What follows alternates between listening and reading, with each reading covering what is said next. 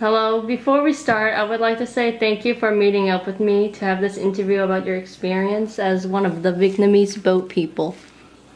First of all, thank you for having me. It's my pleasure. Okay, let's begin. Who are you? Well, my name is Ken Lim. I live in Medford, Massachusetts. Um, I'm married to a beautiful wife, Min Phan, and have two beautiful kids, Brian Lim and Mina Lim. How's your life today?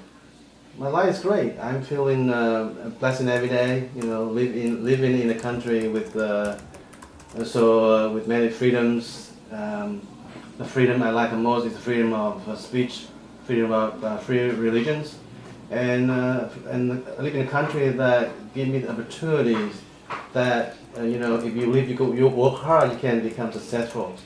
It's just like a dream. I just couldn't ask for more. That is very nice to hear. What is your occupation? I graduated with a bachelor degree in business administration from Salem State Universities. I'm working right now as a financial controller. I manage financial for real estate companies located in Boston, Massachusetts. Okay, so during your childhood, where were you born? I was born from a small village in Hue province, central of Vietnam. Please describe what your hometown looked like. It's a small town located right on the shore. Where people make a living with their small boat to fish. Education is very limited. Most people were poor, so young kids is getting married early in their lifehood. How was your childhood like? I am the oldest child of the four in the family, and I have to take care of younger brother and sister when I was 8 years old, because my father and my mother need to make a living, need to make a living, and my father was a fisherman, and he fished during the daytime, and mother was selling fish during the daytime. So I spend most of my time to take care of my brother and sisters. What kind of activities did you used to do as a kid? Like I say, I spend most of my time is take care of my brother and sisters, and I cook, and I'm more like acting for my mom, that he just cook the dinner he cook lunch and dinner for my brother and the sisters. So I don't have much time like all the kids that playing around, because I spend most of my time to take care of the brother and sister. What is your favorite memory of Vietnam? My favorite memory of Vietnam, I have to say, there's summertime when the weather is so hot and humid. The parents usually let their kids to play at night time and sleep right on the beach. My favorite memory was, as being a kid, I played with other kids and watched falling stars at night time. And my favorite memories I will never forget. My father was planning to escape the country, and one day he said, "Let's go to the." He let me play on the beach, and then one day he said, "Okay, let's sleep on the boat." I realized that he was planning to escape the country on that day. So that was one of my memories that I will never forget.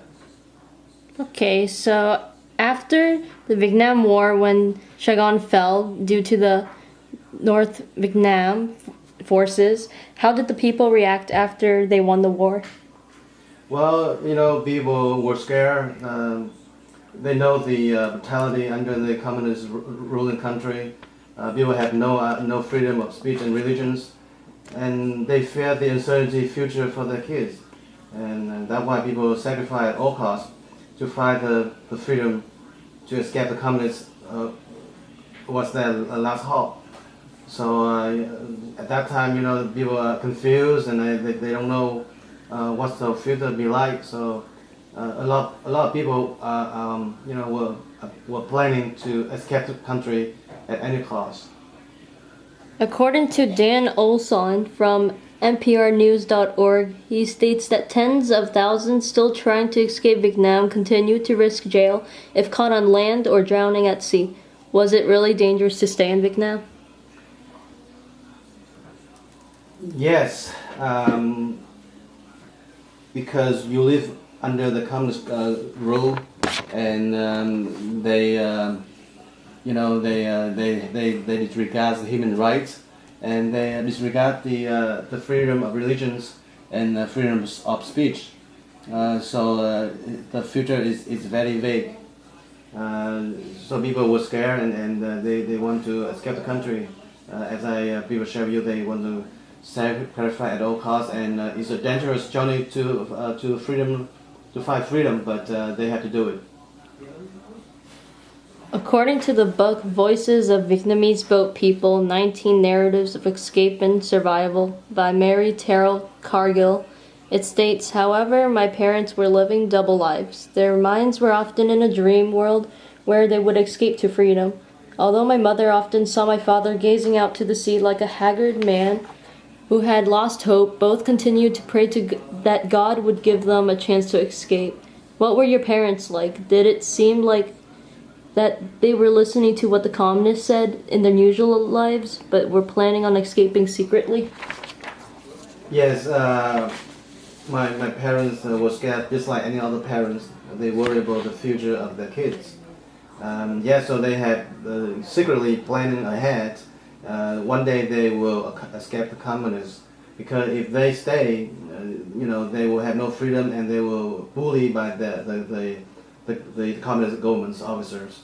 So and then they also think about the future for their kids too. So so they always planning secretly to escape the countries when there's opportunities. What other choices led to the decision to leave Vietnam?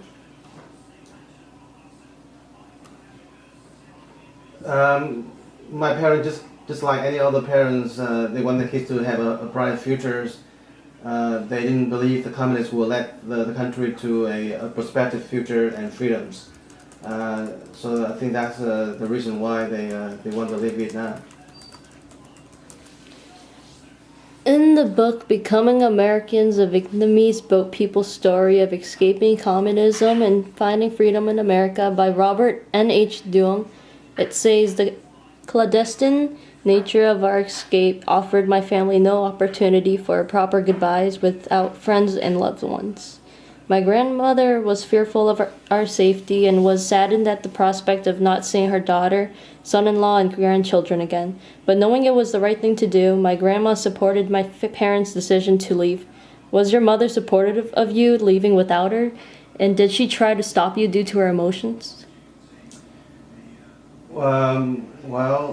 First of all, my father planned to escape the country.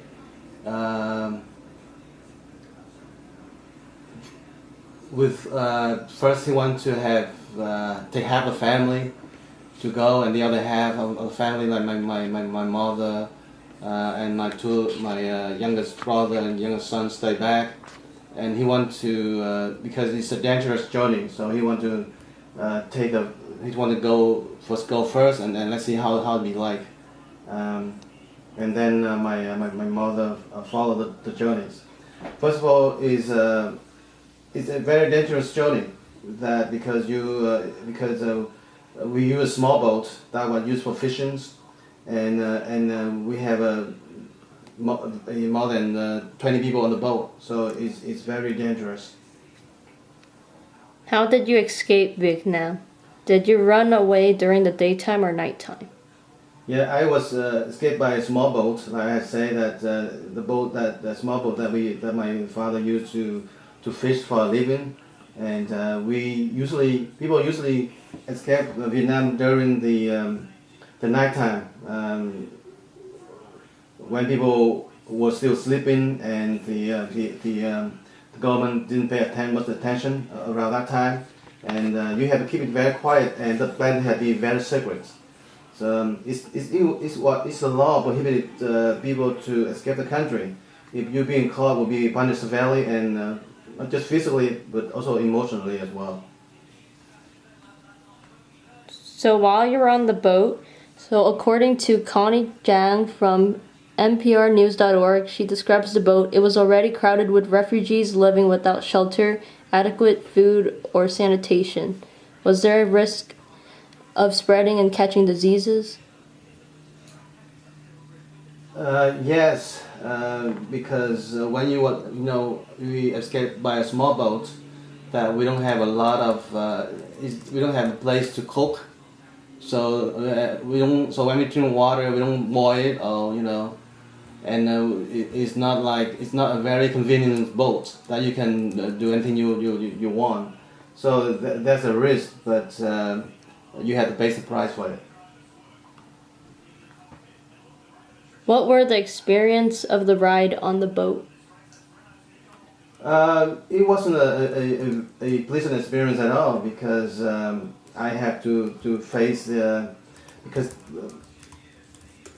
because our boat was lost on the sea, lacking of waters and for so many days, and so everybody was thinking the world is the end, and so everybody was worried, and it wasn't a pleasant experience.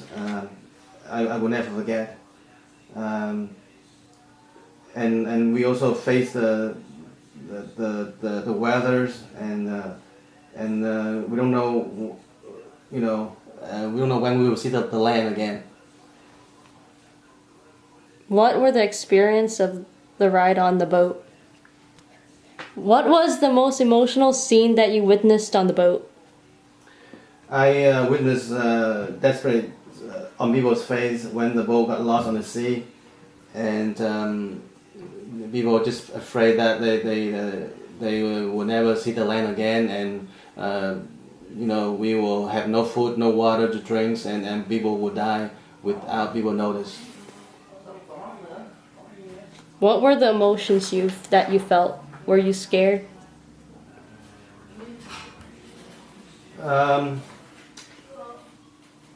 I feel it could be the end of my life and the other life on the boat. Yes, I was scared. The boat could be flipped over at any time when we face the big wave during the storms. So yes, it's very scary moments of my life. Did you see anyone getting hurt or getting injured by any other people, or were they just like caused by other sources? No, I remember at that time I was young, but right now when I sit back with my father, and he told me that when we run out of food, waters, people urines to create to create water so the kids can drink, but the kid couldn't swallow. So that's one of the moment that when they run out of waters. And also we face a storm. In Asia they call it typhoon. It's very powerful hurricane storms, and it's great big wave, and we have a small boat, and it's lift the boat so high, and when the boat and also it can be at any moment the boat can flip over, and people were, I see people's face, they were so scared, and everybody could think that this is the end of their life. Did anyone fell off the boat? Fortunately, no one. But I heard story. Other people situations. The boat will flip over, and not people die, and then some people they don't have that. Some people they not have that lucky chance like us. So thanks God. Otherwise, I won't be here today. So during your boat ride, did you get caught? No, we certainly we have to plan safely. I have to share with you that you have to do it very quiet and do it quicker, and you have to think ahead what the plan is, and everybody had need to coordinate when to take the action to leave the country, to escape the country, and when the best time to leave. So everybody's planning ahead. But I also heard story that all the people they were caught and they were punished severely by the communists. As the boat was moving, did you see any refugee camps? No, we escaped the at that time we have no map at all which direction to go, and we get lost on the sea for several days out of food and waters. So everybody thinking now is the time that we think it's time to go back to the country. So as we everybody's thing is we couldn't find the land of to a land that where all the refugees gather. So we plan to go back to the country. At night time we see a blinking light far away, and we thought that the country of Vietnam. But as we get to in the morning, we see that the island of China, and everyone was so cheerful and said, "Oh, we now finally escaped the country." And since then, the government recognized the Chinese government recognized us as refugee, so they lead us to they take us to the Hong Kong police, and then the Hong Kong police took us to the refugees camp. At the refugee camps where I lived there for 4 years as a refugee, and it was a very experience that I think I will never forget about my life. What were the risks that you were faced with during your journey? The risk, the uncertainty, weather, and the pirates that we might face. Also, the risk that if we may get caught by the communists, and no question that especially the adult, they will be punished severely, and they will some people they could survive after the beating by the police, and so the the communists they are evil. It's not easy to they just have no feeling for human beings. It's just unbelievable. According to Vika.com, after 10 days at sea, the boat was stranded and without food or water.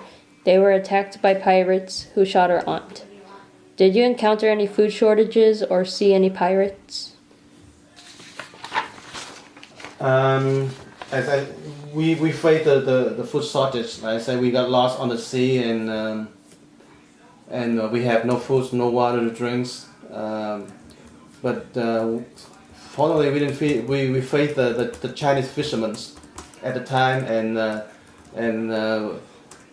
they did try to get away from us because they thought we are pirates. So they were scared as well. And I will never forget that they give us a basket of cookies to give us survive, and that is very very nice of that. I will never forget. And but I heard horrible story that all the people that kept the country have a very sad situations. Some of them were kidnapped by the pirates, especially from the people from the South Vietnam. They go to the Thailand, that direction, and where people were kidnapped by the pirates, and some lady and women were raped by them as well. But in my case, the risk I have is the weather. Is the weather is the risk that it could end our life. So, for your brand new life, how, when, and where did you arrive? I arrived to U.S. The first time that I arrived in Massachusetts. I settled down in 1986 after being accepted as a refugee status. after I live in 4 years in a refugee camp in Hong Kong. What was your first impression? Good, bad, okay? Oh, I was very excited. I feel in freedoms at last, and it was a long journey to freedom lands, and I think no question it's worth it. What were the differences that you would say between Vietnam during that time and the US when you arrived? Well, in Vietnam, you know, you live under the communist rule that you have no freedom of speech, no freedom of religions, and they disregard human rights. You live in the U.S. is kind of reverse. So I finally need to have the opportunity to live in the freedom land in the United States of America. What was your transition into your new life like? Was it challenging, easy, okay? It was a challenging at the beginning of my transition into new life because the language barrier that I had to face and the new culture that I need to adopt. What first job did you have? How was the experience? My first job working as a bagger at Simon Shop in Medford, Massachusetts, before I become a certified public accountant. I felt this is the land of opportunity. If you work hard, you can become successful or what you want to be. While having that job, did you earn enough money to help provide for your family? Well, I work during when I was in school, and fortunately, the government helps somebody who family financially cannot afford to help themselves. So I thank you the government for giving me the opportunities. Is that they give me the resource to become to be successful, like go to school, graduate, and then go out and help myself. What was your most significant memory from this time? Today I have job, house, and family, but what's most important are the freedoms and the promised future for my kids. Sometimes I was sitting alone and my journey to find freedoms lingering on my memory. I say to myself, wow, I am the lucky man to be alive. While your mother and sister and your younger brother was in Vietnam, how did you feel about that? Well, I miss them very much. I never thought that I never thought that I would see my family again because escape the country is very dangerous journey. Dangerous journey. So I was feel hopeless, and I will never think that I will see them again. So I was feeling so sad. How did you feel living in a new place? Did it make you feel different? I did feel a little unease at first because the language barriers and the cultures. But as time go on, I was gradually getting better on the second language and accept the new cultures. And I don't feel any different at all, even though I'm living in a multi-race communities and a country with a history of immigrations. But we all have the common race. That is the race of human beings living together. And that's something I'm very proud of this country. I felt being welcome here and supported by most people. So I did encounter a few people who hate you just being different. But that didn't deter me. I have a lot of people support me. Was it hard to understand the culture of the U.S.? No, not at all. I come here when I was young, and also I lived like 4 years in Hong Kong, so I kind of used to adopt different cultures. Are there any goals or wishes that you had when you arrived? Yes, my wish was when I arrived in the United States. My wish was to complete educations. That's the also my parents' wishes as well because they don't have the educations, so they want me to have that chance. Through education, I believe you will give me the knowledge and the key to have future success. Did education later have a bigger significance in your life? I'm sorry? Has education, as time went by, has education give a more like significance to your life? Oh yes, yes, no question about it. Education give you the knowledge, and knowledge will give you unlimited opportunities. And I believe through education is the key to future success. So I really do believe education is the vital importance to everybody need to have. Okay, so reflecting back, what does being a Vietnamese boat person mean to you? It's mean a lot because of success that I have today. I went through many obstacles during my journey to find freedoms, and feeling being very fortunate living in the U.S. And I feel being very lucky and the opportunities and I think U.S. is a country that that's very unique and give you the freedoms that a lot of people dream to have. Do you have any goals or dreams for the countries that suffered from communism? I hope and I dream one day at the end of communism for any other countries. And I think human rights will be the rights up to all human beings. And I hope one day will be the end. And I hope the United Nations will get involved with all countries that to give people the human rights that all people deserve to have. Today, there are relating conflicts to what you face, like, for example, the Syrian civil war, where many refugees want to emigrate the country and go into other countries for safety. And there's also the conflict between Mexico and the U.S. since Trump states that he's going to have a wall built there. So what would you recommend for instead of having the wall built, what would you want to do? Well, I think in every country it has its law, and so you need to have a control system. You need to know who people who coming in, who coming out. You need to have control system that, because if a country without law, without enforcement, then you have no country.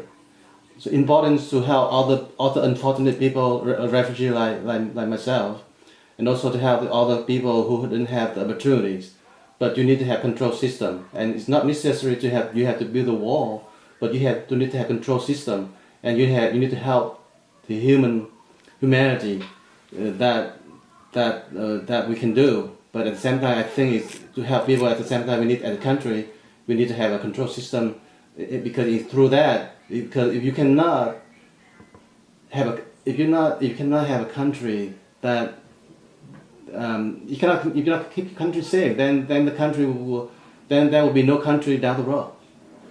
So you need to have a system, a control system that protect the country, at the same time help the other people who are unfortunately who have no who have faced different difficult situations. So if you can help them, yes, great, help other people. At the same time, you need to have a system that a country can easily to manage, and also down the road is good future for everybody. What do you want future generations to learn from the experiences that you and many people had after the Vietnam War, where there were the Vietnamese boat people? I want the future generation to know that freedoms are not privilege. They were being fought and sacrificed from all generations. So keep involved in democracy process, such as get out and vote, and don't let the freedom die. Contribute to our country in any way we can. You don't have to be a politician. You can become a good policeman, teachers, or any community service. Like President John F. Kennedy, he used to say, "Ask not what the country can do for you, but ask what you can do for your country." Okay, so in conclusion, What are your dreams for the future, for your life? I hope one day I can contribute to help poor kids in other countries like Vietnam who unfortunately can go to school for education because their parents don't have the money. That's what I hope that one day in the future is I can help them. And that's something I hope because I used to be like them. If I don't escape the country, I don't think I have a future like I have right now. Or I have, if I don't keep the country, I don't think I have the future for my kids I have right now. So I hope one day that I can make that type of contribution and hopefully help those kids who unfortunately have didn't been lucky like me. Okay, so after witnessing all the horror and terror that you felt during the boat ride and your experience as a Vietnamese boat person, would you actually try to forget about it or just like move on and remember the mistakes and I is I will never forget. Every time, sometimes sit alone, um, you know, having I feel like is I always remember the where I come from and the journey that I how I led to me here. So every day I treasure the day I live in the United States, the freedom, and every day I treasure, I'm thankful for the people, for the previous generation. They were fought to have the freedoms, and without them, I don't think we have the freedom that we enjoy right now. So every day I treasure the days I live in the United States. I treasure the opportunity the U.S. give to me, and I treasure the fathers who create a democracy, governments that help and give the human rights and the freedom to all citizens. thank you for telling me your story and experience as a Vietnamese boat person for me. I greatly appreciate it. Oh, you're welcome. It's my pleasure, and thank you for having me. That concludes our session.